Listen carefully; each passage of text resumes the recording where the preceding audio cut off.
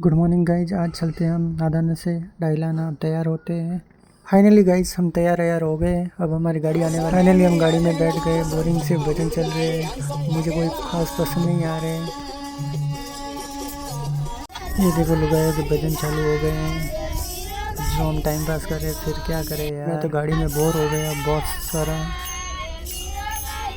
हमारी राउटिया प्यू पे गाड़ी रुक गई है, टायर में हवा नहीं है इसलिए हवा भरा रहे। मैं यहाँ पे से बाइक पे जाऊँगा तो गाड़ी में बहुत बोर हो रहा हूँ।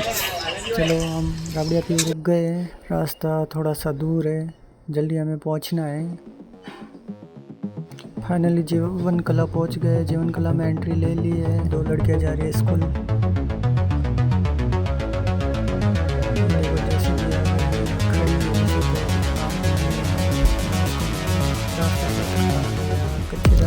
मॉर्निंग में भी धूप हो रही है, क्या करें।